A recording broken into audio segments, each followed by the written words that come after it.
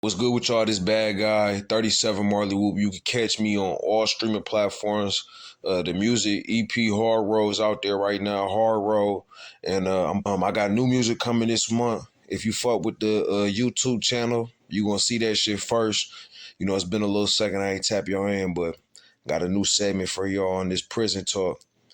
This one is about mentors versus predators. You know what I'm saying? There is both available to you in prison. You know what I'm saying? One of the things that kind of took me aback was that anything you want to know about life, you know what I'm saying? There is a nigga on your rock in prison that know, if not everything, a good portion, and can get you jump started and tell you which way to go looking for the rest of the info at, all right? But I want to start with predators because that shit a little more brazy. So predators come in different classes, you know what I'm saying? There's different types of people who out there preying on motherfuckers. You know, there's got, obviously, you know what I'm saying, y'all got sexual predators in prison. That shit is real. That shit be happening. It don't happen to a lot of people, not no more, at least in Michigan prison. For us, it's a lot of homosexuality, you know what I'm saying? Young dudes being more in touch with their motherfucking feminine side, whatever. You know what I'm saying? A lot of motherfuckers coming in gay. So it's not a lot of like taking ass and shit. You know, that shit don't be happening like that. Even though it do happen, definitely do. But more than anything, there is financial predators. You know, they cloak themselves in the idea of being your mans or your homie, and they really trying to get in your pocket. You know what I'm saying? And the root of that is that a lot of times, I'm talking about the dumbest nigga you can think of in prison. That nigga spend about 50 to 60% of the time on a low end trying to figure out how he can scam somebody out of something. Most of us call that shit like a nigga coming up with $1 million scheme for $10. You know what I'm saying? Nigga ain't you over here plotting way too heavy on this little petty shit, but it do happen. You know what I'm saying? People try to finesse you out of everything. People gonna try to finesse you out of snack food or, you know what I'm saying, stole this. Niggas gonna try to finesse you off a couple dollars. Niggas gonna try to step on your toes and catch plays, all type of brazy shit. But the shit I know y'all niggas interested in with, first off, them sexual predators. So sexual predators, I don't know the niggas, the individuals, you know what I'm saying, but there's some long standing names in Michigan prison that everybody done heard of. First off, nigga Pussycat. Now the nigga Pussycat, he an old nigga. I think he like a Moabite or Melanic or some shit. He a Muslim of some sort. But the nigga used to, like, he was a deadly motherfucker on the yard. They said dog he like light skinned niggas with hair that gang bang. So I'd have been in trouble back in the day. But the dude Pussycat, like, basically his whole scheme was these was niggas who was aggressively taking booty. This nigga Pussycat would get you to work out with him and get you all sore, so you really, you know what I'm saying, you can't really do nothing no more, and he'd take the booty. Niggas taking booty on yard. An aggressive predator. Second, it's another nigga named New York. Now, New York go by another name I can't think of, but dog was a weird fag, cause, and I don't say that disrespectfully, I just say that because that's what we call them niggas. But nigga was a weirdo, like he liked the white boys, but they said like he a big ass dude like 260, 6'3". I know they said a nigga going around knocking white boys out, and then he'll like get them aroused and he'll play the girl. You know what I'm saying? He wanted to be the girl, but he was aggressively taking whatever the fuck he was into. You know what I'm saying? And honestly, they got like these weird niggas where like they do like weird shit, like nigga go hoop without no drawers on. Like you got all shorts, you trying to guard, like stick D to niggas, you know what I'm saying? But he really trying to stick D to niggas, you feel me? So you got to be aware of that weird shit, you feel me? And a lot of older Muslim groups, they got that stigma of being homosexual or having homosexual people in their group, you know, and it's a hit and miss. For some of them do, you know what I'm saying? Let's be real about this shit. Some of them niggas is. It's some old gay niggas that's hiding behind that religious service. Nah, you can't really stamp the whole organization as that, but shit happen and niggas talk. So that's how I play out most of the time. But other than that, it's a lot of weird shit though. More than anything, you feel me? Like a lot of niggas who be gang banging. So, well, not a lot of niggas, but there's a good portion of niggas who be gang banging, be super gangsta ass niggas, but then they be in the room with a fag and that freak shit come out. You out they bag, and you know some niggas kind of shrug it off like, oh, I was in the room, dog. I was drunk, ooh. But you know, if anybody in prison to tell you, if you gang banging and you in the room with a fag, you got to move up out of there. You got to move up out of there today. You know what I'm saying? Catch a refusal lock ticket. Don't stay the night in that bitch. You know what I'm saying? That shit, even if it's not like that, someone gonna put that shit on your name, and that's how you gonna have to deal with that shit. That's just like one level. Our predators in prison. Another layer, which is more common, is these motherfuckers who are like financial predators. And these come in different forms. For us, it's some niggas who will hit you with a play like they got the bag and they trying to do this, that, and the third whoop, and you might see some shit shake. Like, damn, he might have some. Let me cash in. And dog really like, man, get the fuck out the yard, nigga. Get your bitch ass out here. Nigga, we ain't getting you shit. Up mag on you. You know what I'm saying? With mag, I mean knife. You know what I'm saying? But up the knife on you, like, man, get the fuck out of here, nigga. We ain't paying you shit. You gotta get your bitch ass out. You gotta lock up. You can't live here no more. You know what I'm saying? There's niggas who do that shit. You know, them niggas, I was a part of that shit at one time. You feel me? I don't feel good. Well, it don't matter to me one way or another. I was gonna lie and say I don't feel good about it, but I ain't give a fuck. Basically, all you do, go get you a knife and get you a gang of niggas that's poor, and y'all blow down on niggas with money and say, bro, listen, if you don't pay us, you got to get the fuck on. We gonna stab you. So figure out what you want to do.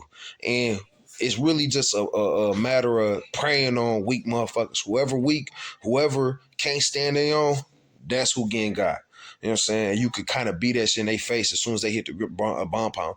Nigga hit that bitch with the open eyes off the, you know what I'm saying? I call them bitches spooky eyes. Nigga walk around with the spooky eyes like they don't know what's going on. Pray. Promise you, it's gonna be gang members plotting in the corner talking about we gonna rob that nigga. We gonna squeeze that nigga. That's called squeeze play too. You know what I'm saying? You squeezing that nigga for their money.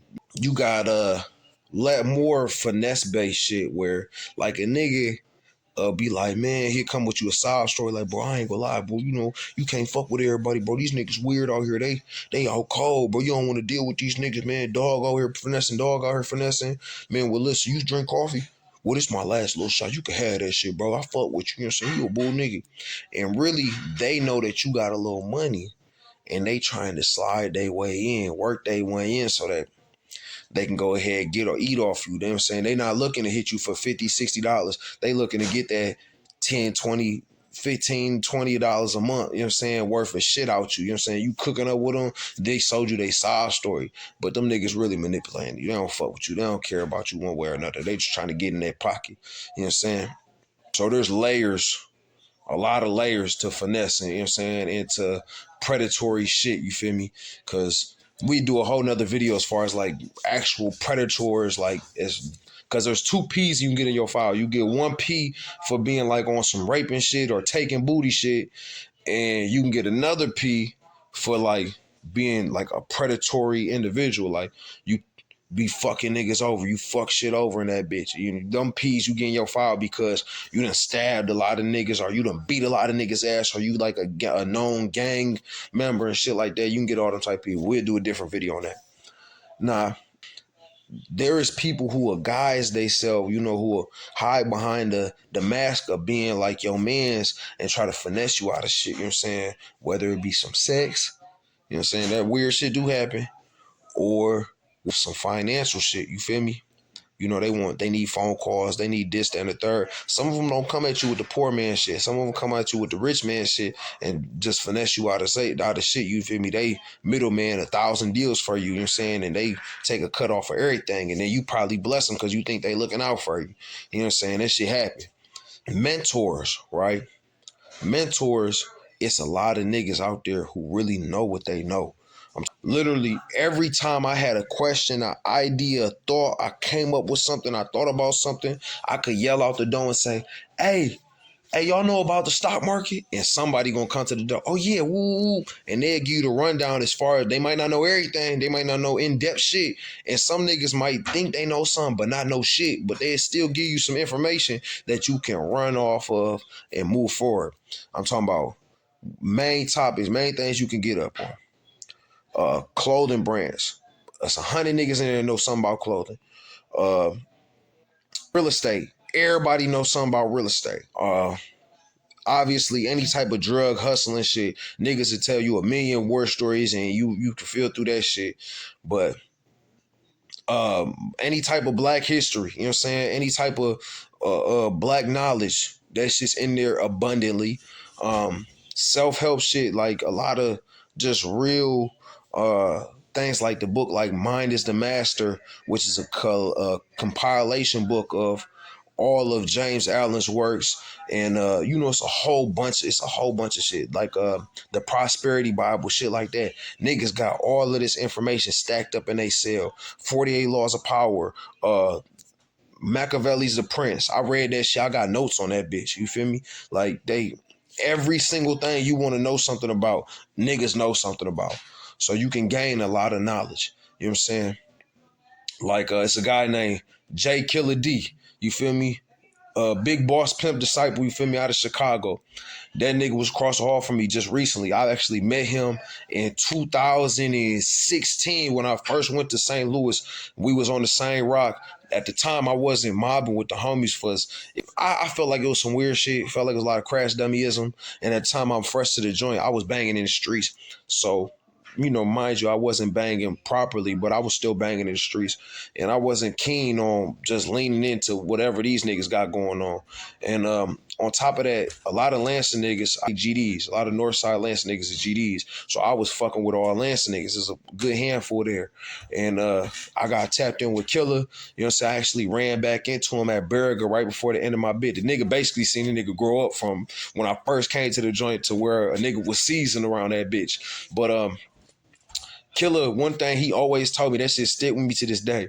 And it's like the personification of my favorite quote, which is perfection is the enemy of completion. Killer always said, man, if you broke and you got something in your cell worth $50, sell that shit and hustle your way up onto some old shit. Don't hold on to nothing thinking that, man, I'm a wait till the right time and I'm a bam niggas heads with that shit. Never do that. Never do that. He always said, like, his main thing was like, nigga, if you want to rap, steal somebody beat then. Fuck it. Nigga, if they sue you, nigga, that's a tomorrow issue. That's not a today issue. Nigga, if you got a book in your cell, go sell that bitch for however much you can and take that money and flip that shit. You know what I'm saying? That nigga was all about action. That's what he thought about. That's how he moved. It was about what you can do right now. Because you can sit here and think and wait for the perfect moment, but you're not going to get shit done. You know what I'm saying? So you got to move. You got to be about action. Another mentor, like when I first was at St. Louis around killing shit, it's a homie named he not a homie, but he actually an old school lore nigga, but his name Matthew Macon, aka Chili Chill. You know what I'm saying? Crazy thing is, the nigga is actually like a serial killer in Lansing, well known nigga. He's a good nigga though.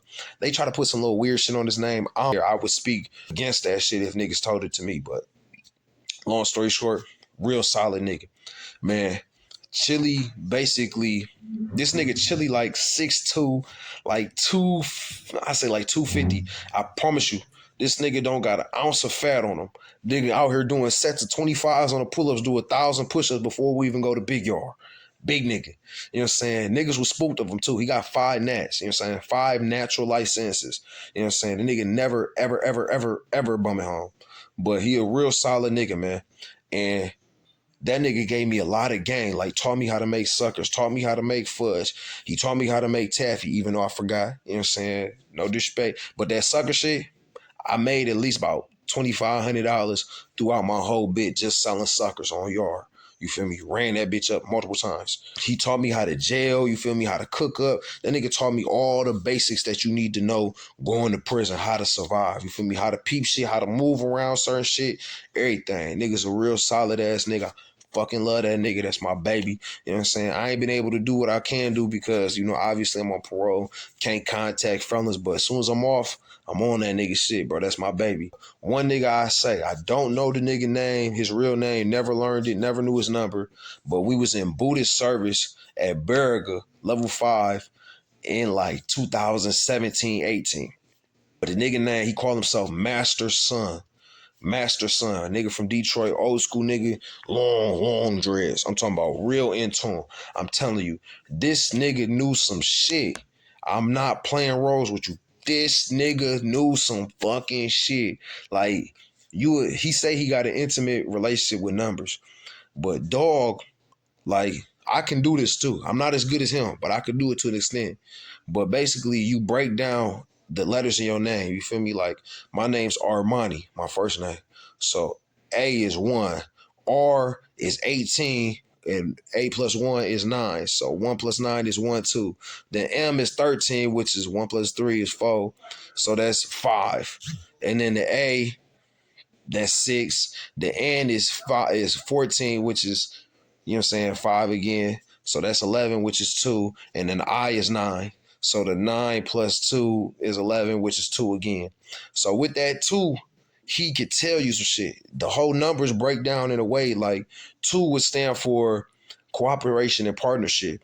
And that goes into your personal ideal yourself. Like if you in your higher self, you very cooperative, you know what I'm saying, which is true of me. You know what I'm saying? That when I'm in a negative space, I don't want to fuck with nobody. I want to be alone. I want to do everything myself. And I can do it to that extent, and I can break it down for you, and it'll hit home and resonate with you. But he'd take your first, middle, last name and your birthday, and that nigga could tell you your whole fucking life story.